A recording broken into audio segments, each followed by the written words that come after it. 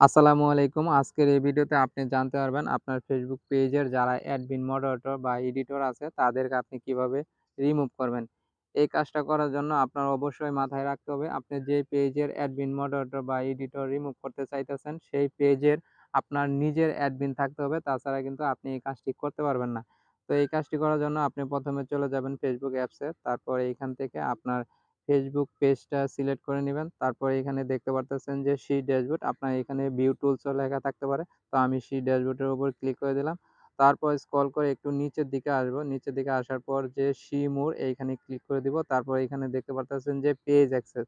তো এইখানে ক্লিক করে দিলাম। তারপর এখানে দেখতে পারতেছেন যারা এই পেজের এডিটর, মডারেটর আছে তাদের নামগুলো শো করতেছে। আমি নামের পাশে যে 3 ডট আইকন আছে এটার উপরে ক্লিক করে দিলাম। তারপর নিচে দেখতে পারতেছেন যে রিমুভ ফ্রম পেজ।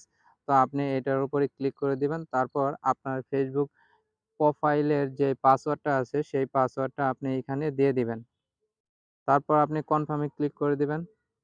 তো আমাদের কাজ কিন্তু কমপ্লিট। এখন দেখতে পারতেছেন আমার পেজের ৩ জন অ্যাক্সেস এর দায়িত্ব ছিল, এখন কিন্তু ২ জন রয়ে গেছে। তো এভাবে আপনি আপনার Facebook পেজের এডিটর, মডারেটর বা অ্যাডমিন রিমুভ করতে পারেন। আজকে এই পর্যন্তই।